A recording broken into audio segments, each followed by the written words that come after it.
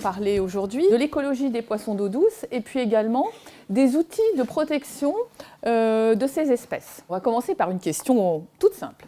Un poisson, c'est quoi pour vous? Vous avez le corps qui va être recouvert d'écailles. Ça, c'est vraiment la principale caractéristique du poisson. Et puis, on me dit mucus. C'est le gluant qui va recouvrir le poisson. Et à quoi ça peut bien servir, ce mucus, à votre avis? À aller plus vite. Ça sert à autre chose. Dans le mucus, alors ça peut être toxique pour nous, les humains, ça peut être toxique vis-à-vis d'un prédateur. Et puis, dans le mucus, vous avez également plein de petites enzymes qui sont là pour protéger le poisson contre tous les micro-organismes, les bactéries, les champignons qui pourraient s'attaquer à lui. Donc c'est à la fois un produit qui va lui permettre d'avoir une meilleure hydrodynamie, mais c'est aussi un moyen ça fait partie de son système immunitaire. Donc c'est pour ça que quand nous, les scientifiques, on a besoin d'aller manipuler un poisson, on va se mouiller les mains déjà. Et puis, si on a besoin d'aller lui enlever des écailles pour lire son âge, on va déplacer le mucus un petit peu, prendre les écailles, et on va remettre le mucus pour garder son film protecteur. Bon, et puis à quoi vous allez reconnaître un poisson autre? Il y a des nageoires. Alors, sur le dos, combien je peux avoir de nageoires? Une, et des fois deux. Après, la queue. Alors, sur la queue, il y a une grande nageoire, qu'on va appeler la nageoire caudale. Et puis ensuite, je passe sous le corps du poisson et je reviens vers la tête. Je vais avoir la nageoire qu'on appelle la nageoire anale. Et puis après, je vais avoir deux paires de nageoires qu'on va appeler les nageoires pelviennes. Et puis en haut, j'ai les nageoires pectorales. Il y a une autre chose que vous retrouvez sur cette ligne bleue. Sur le côté du poisson, on a les écailles. Et puis certaines écailles, elles ont un petit trou. Et ce petit trou, en fait, il permet le contact entre l'eau et des cellules qui vont permettre de percevoir la vitesse du courant et la pression de l'eau. Donc cet ensemble de lignes-là, ça s'appelle la ligne latérale. Et c'est ce qui permet au poisson de se guider dans l'eau, éventuellement de savoir s'il faut aller un petit peu plus vite parce que le courant est fort. Et ça lui permet également de percevoir s'il y a un prédateur qui arrive, parce que le prédateur, il va faire un déplacement d'eau. Il va exercer une pression un petit peu différente sur l'eau, et donc votre poisson, il va le savoir. Celle-là, ça va servir dans l'équilibre et l'orientation. Là, pour nager, ces deux-là, elles vont servir aussi pour la propulsion, et aussi, quand on est un brochet, qu'on a faim, on s'installe dans les herbes, les végétaux, et puis on surveille tous les petits poissons qui se passent par là. Et en fait, le brochet va s'orienter très très finement au degré près par rapport à sa proie avec ses nageoires pectorales. Il les bouge tout doucement et avec ça, il va s'orienter parfaitement pour se retrouver à la perpendiculaire de sa proie. Et quand il sait que quand la proie se déplace, à tel moment il va être à la perpendiculaire, vlan, il va foncer dessus et il va ouvrir la bouche et il va l'attraper. Donc celles-là, elles ont des fonctions très très importantes dans le déplacement mais aussi dans l'orientation et la position par rapport à l'objectif qu'on s'est fixé. Les narines, eh bien les narines chez les poissons, elles n'ont pas une fonction dans la respiration, comme chez nous, mais elles vont avoir une fonction dans ce que j'appelle moi le goût-odorat, parce que chez nous c'est peut-être différencié, encore que vous allez peut-être me dire le contraire, vous qui êtes peut-être plus spécialisé que moi, mais chez les poissons c'est tout en même temps. On fait le goût et l'odorat en même temps, et les narines vont servir à ça. Et puis vous avez aussi, souvent sous la bouche, avec la ligne latérale, eh bien, en plus des cellules qui perçoivent la pression de l'eau, vous avez des cellules qui perçoivent le goût et l'odeur, qui vont servir au poisson à se repérer, soit par rapport à une proie, soit par rapport à un prédateur ou un congénère. On ne sait jamais. Les deux grands types d'écailles que l'on peut trouver sur un poisson, donc des écailles qui sont toutes lisses, sur lesquelles on va voir des petites stries. On peut les utiliser, nous, pour lire l'âge des poissons. En fait, votre poisson, c'est un animal à sang froid. Donc, il va grandir en même temps qu'au printemps, il va grandir beaucoup. En été, il va grandir. À l'automne, il va ralentir sa croissance. Et en hiver, il arrête de grandir. Donc, nous, on peut lire l'âge du poisson avec les petites stries. C'est un peu le même principe que sur un arbre. Et puis, vous avez un autre type d'écailles qui vont porter sur leur partie arrière des épines. Vous avez un exemple là, chez une sole. Ceux qui ont préparé des poissons, est-ce que vous avez manipulé déjà des perches ou des cendres? Vous avez touché la peau? Ça gratte un peu. c'est râpeux, ça accroche. Et bien, ce qui vous accroche, en fait, ce sont ces petites épines. Voilà. Et ces petites épines, elles vont servir aussi à améliorer l'écoulement de l'eau le long du corps du poisson. Des images pour illustrer la variété des formes que l'on peut avoir chez les poissons. L'esturgeon, le mulet. Alors vous voyez, le mulet, il a 2 nageoires sur son dos. C'est 2 nageoires classiques avec des rayons dedans. Et puis si vous en avez manipulé pour la cuisine, il y a quoi comme particularité sur la première ? Il y a des bonnes épines. Hein, la première nageoire dorsale, elle est composée de rayons durs. Donc on fait bien attention quand on le manipule. Un bébé gardon et celui-là, la brème bordelière, qui ne devient jamais très grande. Alors on va faire un petit arrêt sur notre esturgeon. Lui, c'est un poisson un peu spécial. Si on prend à l'échelle des temps évolutifs, les esturgeons sont apparus avant les poissons classiques. Et lui, il n'a pas des écailles comme celles qu'on a vues tout à l'heure. Il a juste des grosses plaques osseuses sur le corps à 5 endroits. Une série de plaques sur le dos, une autre série sur le côté et une dernière série sur le côté du ventre. Ça vous fait comme des sortes de petits chapeaux chinois en os, assez durs. Et c'est à partir de ces petits chapeaux chinois, de ces plaques osseuses, qu'on va identifier les esturgeons. Si on regarde bien la queue, elle n'a pas la même forme. On a la colonne vertébrale qui s'en va dans une partie de la queue. Ça fait partie des critères des esturgeons. Ça vit où, un poisson ? Dans quel type de milieu aquatique ? Les lacs, les rivières, la mer, fleuves et étangs. C'est un petit bloc diagramme. On va retrouver les cours d'eau. Ici, je vais avoir des lacs. Je vais les rencontrer à peu près dans tous les types de milieux aquatiques. Donc, les rivières de plaine un petit peu lentes. Un bras secondaire de la Loire, un petit cours d'eau. Vous voyez qu'il y a des gros blocs qui m'indiquent que je suis dans un secteur où il y a quand même des pentes importantes. Et puis, je vais avoir des zones avec des vitesses de courant très fortes, donc avec des poissons qui vont être adaptés pour vivre dans ces petits habitats-là. Le ruban bleu que vous voyez, c'est le Rhône, et derrière, c'est le lac du Bourget. Et puis, on peut les trouver dans des lacs de barrage. Le lac du Bourget, c'est un lac naturel, mais les humains ont aussi construit des obstacles sur les cours d'eau. Et donc, là, vous avez un lac de barrage. Ici, vous avez un étang. On rajoute les canaux, puisque les canaux sont aussi des constructions faites par les hommes, mais ce sont aussi des habitats pour certaines espèces de poissons. Si on regarde d'un petit peu plus près dans tous ces milieux aquatiques, donc je vais les trouver dans les herbiers, au bord, dans la masse d'eau. Donc là, on va appeler ça un poisson pélagique, c'est-à-dire qui vit dans la masse d'eau. Donc ça, c'est beaucoup plus, il y en a énormément en mer. Dans la partie eau douce, on n'a pas des grandes masses d'eau, sauf dans certains grands lacs. Et puis, évidemment, je vais en trouver qui vivent près du fond dans les herbiers ou près du fond sous des masses d'eau importantes. Donc, dans ces habitats-là, vos poissons ne vont pas se nourrir de la même manière, puis ils ne vont peut-être pas avoir les mêmes formes. Donc là, vous avez ce qu'on appelle un poisson pélagique, ça c'est un poisson marin. Il va se reproduire, il va nager, il va manger, il va dormir, tout dans la masse d'eau. Puis j'en ai qu'on va retrouver sur le fond. Vous avez une sorte de petit barbeau. Lui, il est posé, il va passer la majeure partie de son temps sur le fond, les herbes, les cailloux. Alors souvent, ceux qu'on dit qui vivent sur le fond, on dit qu'ils sont benthiques. Ils ont le ventre plat, parce que c'est quand même plus pratique d'avoir le ventre plat pour se poser par terre, parce que si vous avez le ventre pointu, plouc, plouc, vous allez tomber. C'est pas très pratique. Bon, il y en a d'autres qui vivent sur le fond, mais qui peuvent un petit peu s'enterrer. La plie, c'est ça. C'est un poisson tout plat, qui peut s'enfouir dans les sédiments.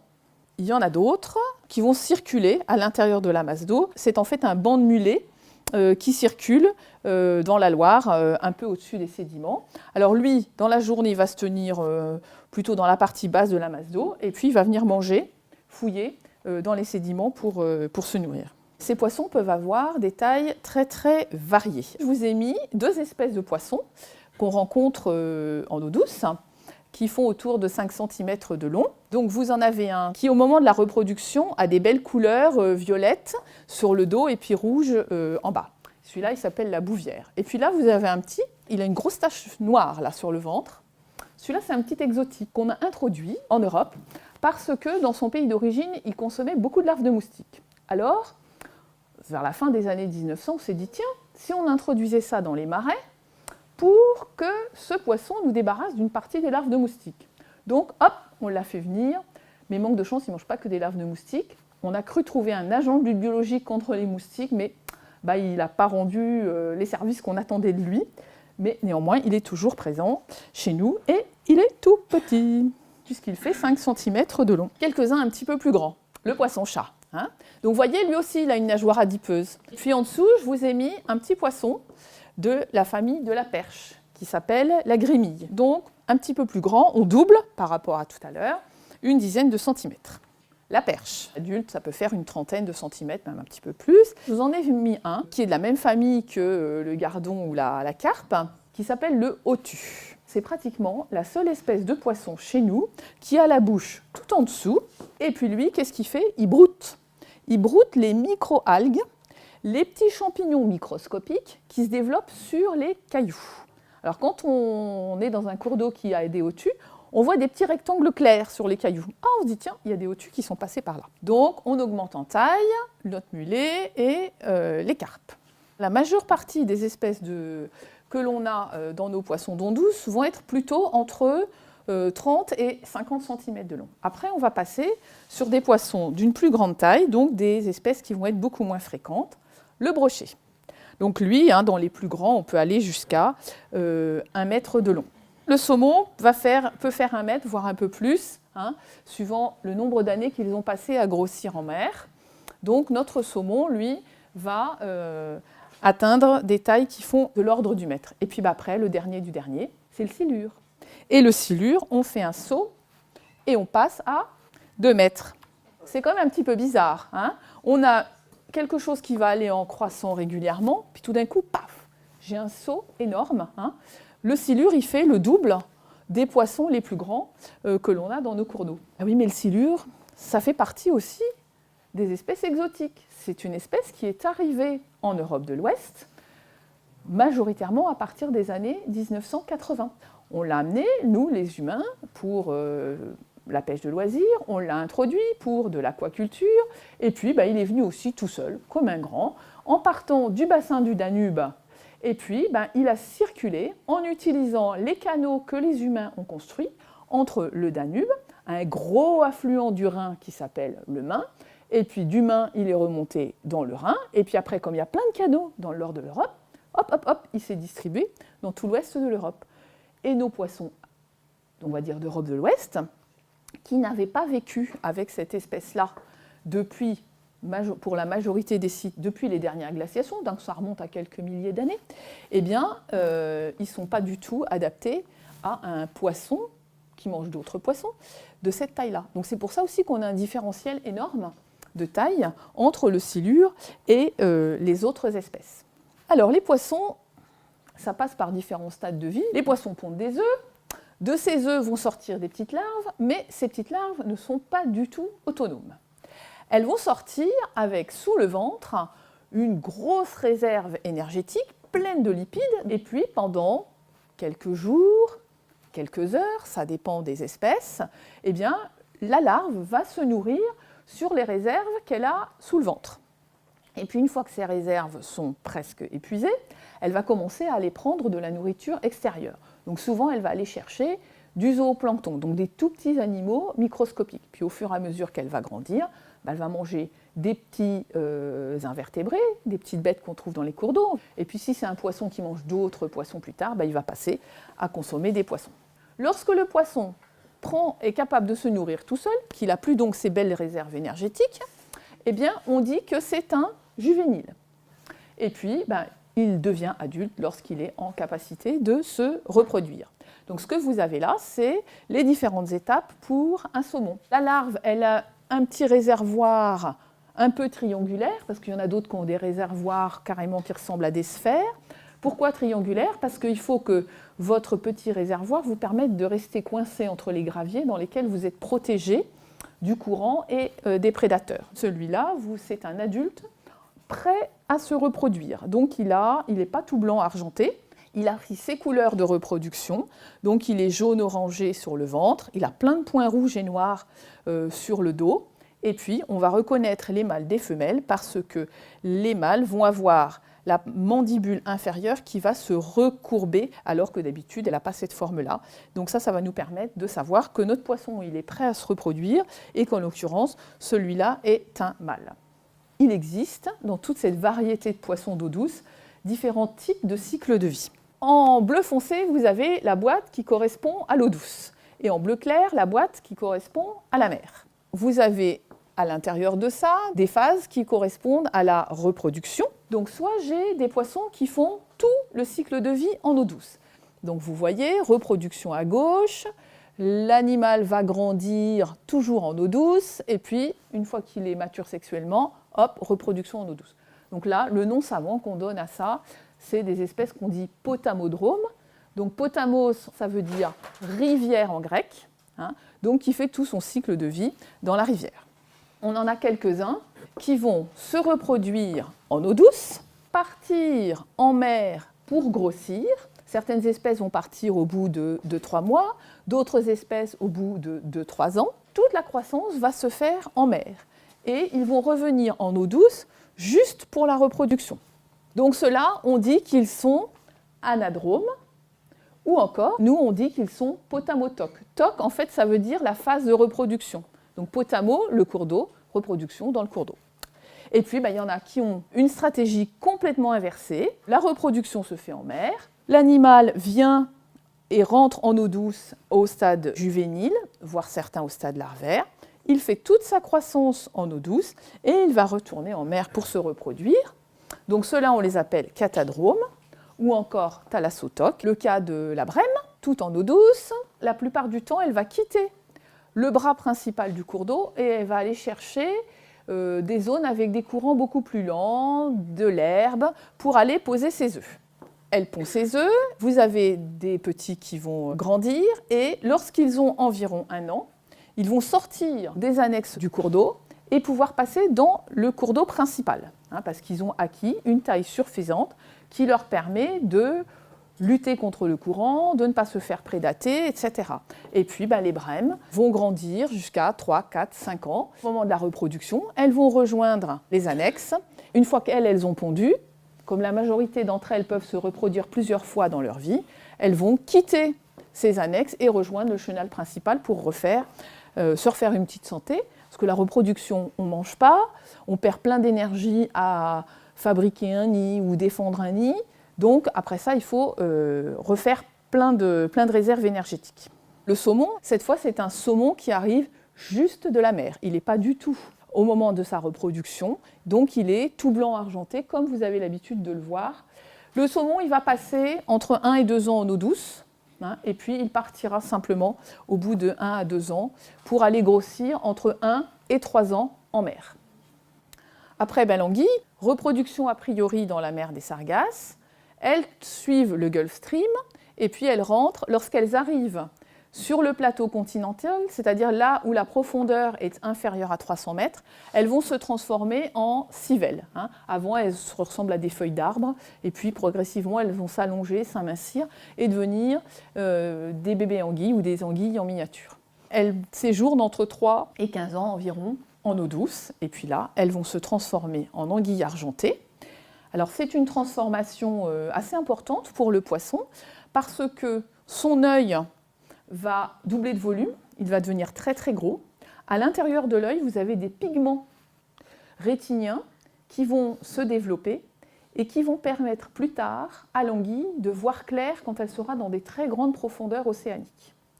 Avant, elle n'en a pas besoin, donc on ne les voit pas. Ensuite, elle a la peau qui s'épaissit énormément. Elle devient tout argentée, d'où son nom. Et puis également, ses nageoires pectorales s'agrandissent, parce qu'il y a 6000 km à faire. Alors, ça mange quoi? Des herbes, du plancton, d'autres poissons, bien sûr. Certains vont se nourrir dans les sédiments. Et dans les sédiments, ils vont aller y chercher différents petits invertébrés, des petites larves d'insectes, des petits escargots, des petits vers, etc. Et certains peuvent, dans les sédiments, aller chercher en fait des particules de matière organique, des petites boulettes de matière organique, qui sont très riches parce qu'elles vont contenir plein de bactéries, plein de champignons, et qui vont faire des apports énergétiques intéressants. Souvent, ceux qui mangent dans les sédiments vont disposer de barbillons. La tête d'un barbeau, donc vous voyez les barbillons qui sont là, vous avez une loche qui, elle, va avoir 6 barbillons autour de la bouche. Donc les barbillons, ça a une fonction tactile, le poisson circule au-dessus des sédiments, les barbillons frôlent, et à ce moment-là, il va sentir s'il y a des mouvements provoqués par les petites bêtes. Mais aussi, sur les barbillons, vous avez encore les cellules du goût odorat qui sont là, et qui vont le renseigner par l'odeur que vont dégager les invertébrés, s'il y a des invertébrés ou pas. S'il y a des invertébrés, qu'est-ce qu'il fait le poisson? Eh bien, il va fouiller avec sa bouche, ses lèvres, qui sont souvent un petit peu épaisses, pour ne pas être abîmé par les sédiments, et puis il va creuser. Soit il avale une bouchée de sédiments et toutes les petites bêtes qui sont avec. Dans la bouche, il fait le tri et il recrache les sédiments, le sable, ce qu'il ne veut pas, par les ouïes. Ou alors, avec sa bouche, il picore. Ici, on a une tanche, là, on a un gardon, et là, on a une perche, mais qui ont la même taille, entre 9 et 11 cm. Eh bien, ces trois espèces-là vont quelque part se partager les ressources alimentaires. Elles ne vont pas entrer en compétition très très forte, parce qu'elles ne vont pas explorer les mêmes profondeurs de sédiments. La perche, elle ne va pas très profond, elle va juste sur 1 cm. Le gardon, ou là vous avez le carassin encore, qui ressemble à la carpe, lui il est capable de descendre jusqu'à une profondeur de 5 cm. Et quant à notre tanche, elle peut descendre jusqu'à 7 cm. Donc si vous voulez, il y a un partage des ressources alimentaires entre les espèces. Alors voilà ce qu'ils peuvent trouver dans les sédiments. Des larves d'insectes qui, elles, sont toutes rouges, très particulières, parce qu'en fait, elles vivent dans des sédiments où il n'y a pas beaucoup d'oxygène. Donc elles ont de l'hémoglobine, comme nous les humains, ce qui est très rare pour des invertébrés. Là, vous avez un petit crustacé qui s'appelle un gamard, et lui, on va le retrouver dans les sédiments, entre les cailloux, entre les pierres. Vous avez d'autres larves d'insectes. Ce qu'on voit là, c'est des branchies. Ça lui permet de respirer. Là, vous en avez d'autres qui, eux, se protègent contre les prédateurs et contre le courant en faisant un petit étui, en mettant des petits grains de sable. En haut, vous avez un escargot d'eau douce. Alors là, je vous ai mis quelques images d'algues planctoniques. Donc c'est microscopique. Il y a aussi une très grande variété de formes. Il y en a qui sont toutes seules. Vous en avez d'autres qui vivent en colonie. On a des espèces de poissons. Celui-là, c'est la corégone. Ce poisson-là consomme du phytoplancton. Donc dans la bouche, en arrière des branchies, vous allez avoir un filtre, un peigne, qui lui permet, il nage la bouche ouverte, il filtre les particules et le phytoplancton. Donc le phytoplancton se retrouve collé sur le peigne, et ensuite il ferme la bouche et il avale. Alors on a parlé aussi de consommateurs de poissons, donc je vous ai remis un brochet, la brème bordelière, et puis une autre espèce assez récente, qui est arrivée à peu près aussi dans les années 1980, qui s'appelle le goujon chinois, parce qu'il vient du continent asiatique, ou encore le pseudo-rasbora, et qui fait une dizaine de centimètres adulte, et qui fait partie aussi des poissons maintenant que l'on a fréquemment. On revient sur notre silure, et là je vous ai mis des exemples de ce qu'il peut consommer. Le reste d'un cadavre de saumon. Vous avez ce qu'on a retrouvé dans l'estomac d'un silure, donc une collection de petites ablettes, 1 ou 2 gardons, et puis là on a le prédateur des ablettes, un grébupé. C'est un oiseau qui consomme des petits poissons, et ma foi, le silure, on suppose, il devait avoir grand faim, et puis il a dû s'approcher d'un banc de poissons, et puis il a dû avaler d'un coup les ablettes et le grébupé. Pour savoir un petit peu ce que mangent des poissons, on peut utiliser plusieurs techniques. On peut aller regarder leur régime alimentaire à partir des proies, comme ce que vous avez là. Puis on peut aussi utiliser d'autres techniques qui utilisent certains composés chimiques qui vont nous permettre de dire si le poisson a consommé plutôt des végétaux, plutôt des animaux. Et dans le travail qui vous est présenté là, ce que je voulais savoir, c'est si le silure consommait des poissons migrateurs qui arrivent juste de la mer, donc saumon, alose, lamproie et mulet. Donc dans ce travail-là, on recherche en fait certains éléments chimiques contenus dans les protéines du corps du poisson.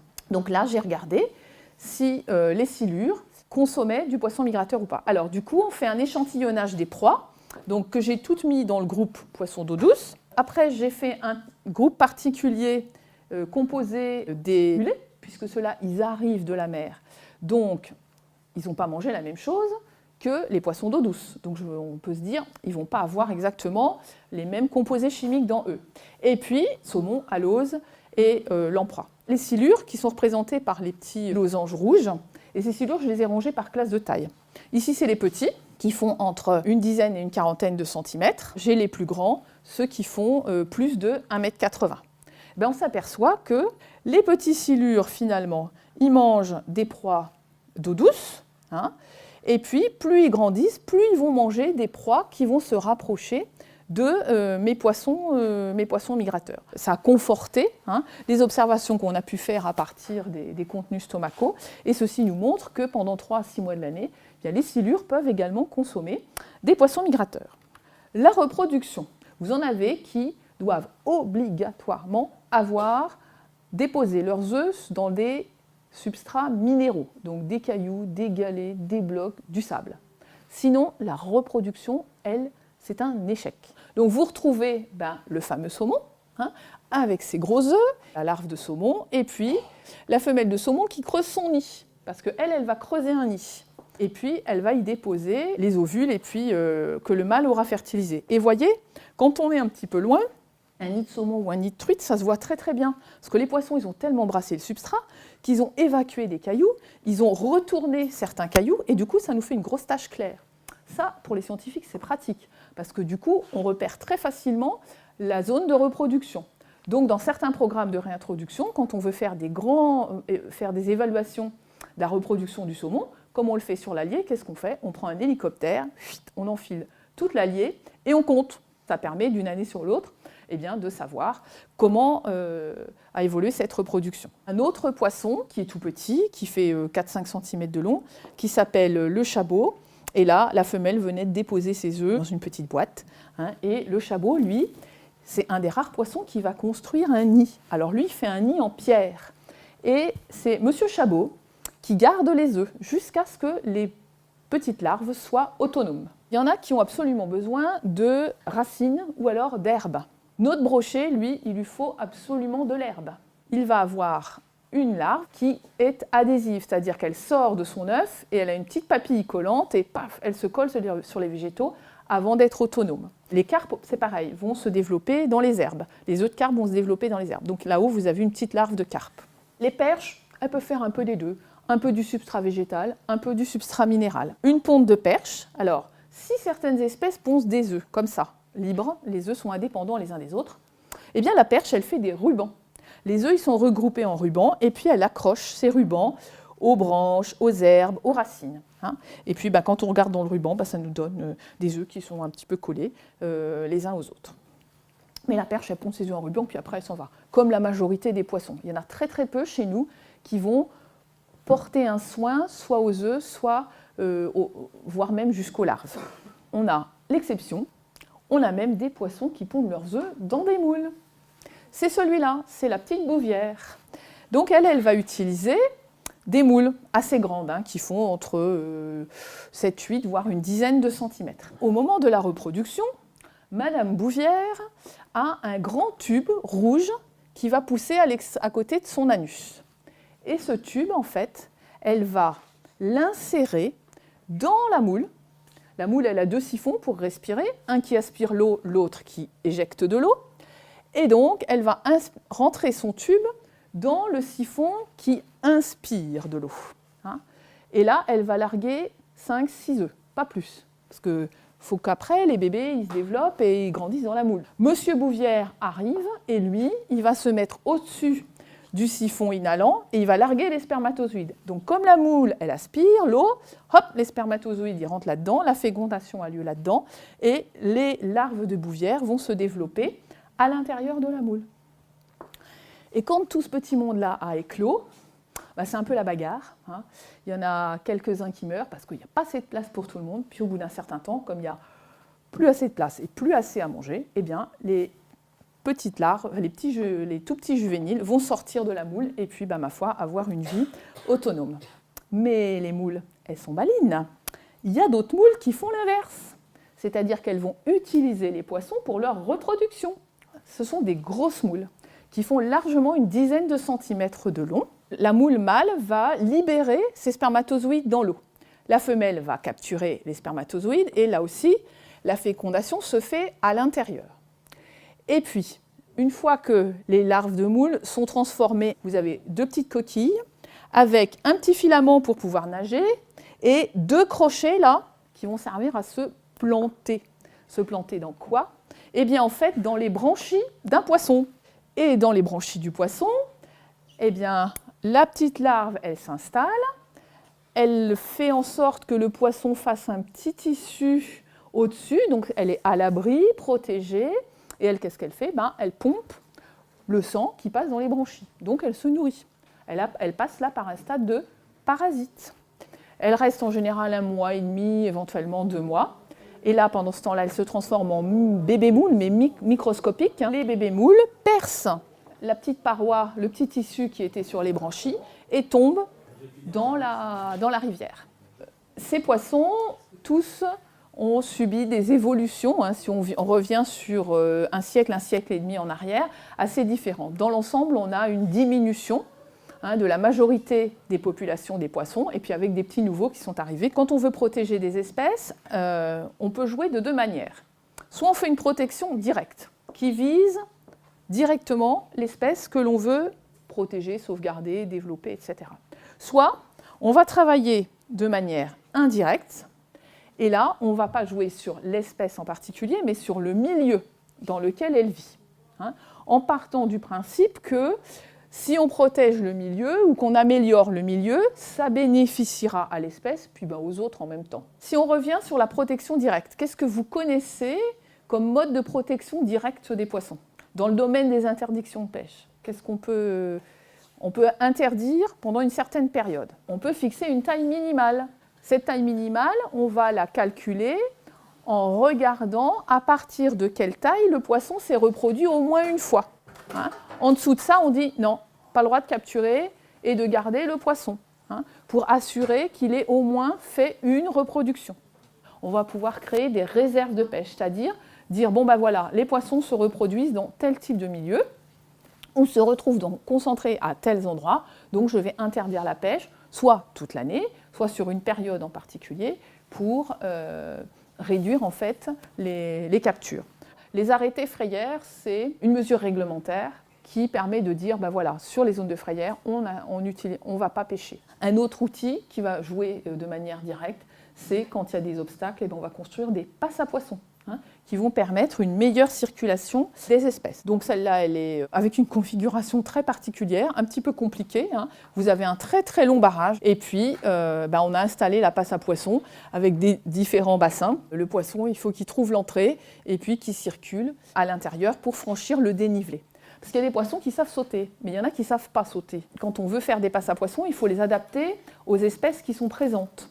Tout près d'ici, vous avez 3 passes à poissons. Une passe spécifique pour tout ce qui sera truite et saumon. Vous avez des W métalliques qui sont au fond. Les W, ils vont avoir pour fonction de réduire la vitesse du courant, mais ils vont créer des turbulences. Ça va pour les truites et les saumons. Pour les anguilles, pas de marche à franchir et pas de turbulence. Alors les anguilles, qu'est-ce qu'on fait? On va leur faire un petit pan incliné, dans le sens amont-aval, mais on va aussi l'incliner sur le côté pour qu'elles puissent avoir des hauteurs d'eau différentes qu'elles vont utiliser en fonction de leur taille. Les petites anguilles, elles passeront dans des faibles hauteurs d'eau, et les moyennes anguilles, elles passeront dans des hauteurs d'eau plus élevées. Et puis, l'anguille, ça rampe pour se déplacer. Donc, on va lui offrir un support qui va lui permettre de se déplacer au mieux. Donc, on lui fait des petits plots en béton entre lesquels elle va pouvoir se déplacer ou sur lesquels elle va pouvoir s'appuyer. Un dernier type de passe à poissons, celle-là, c'est la plus grosse, on va dire. C'est aussi celle qui coûte le plus cher. Donc là, c'est adapté pratiquement à toutes les espèces, sauf les anguilles.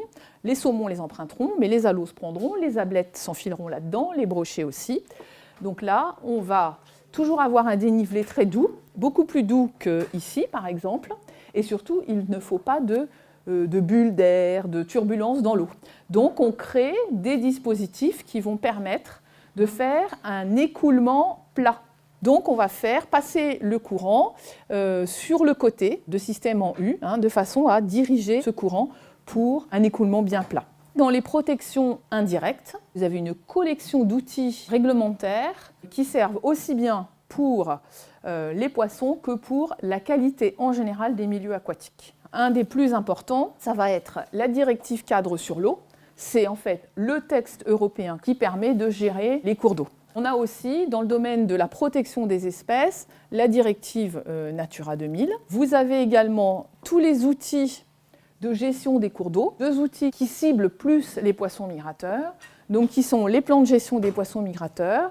Et puis pour l'anguille, on lui a fait quelque chose de particulier parce que sa situation est particulière. Et donc elle n'a pas une directive, elle a un règlement, c'est-à-dire que c'est un outil qui est d'un niveau au-dessus encore. Donc il faut appliquer tel que, sans transposition dans le droit national, et qui a abouti à la construction de plans de gestion de l'anguille. Voilà, et je vous propose de nous arrêter là, et puis j'attends vos questions.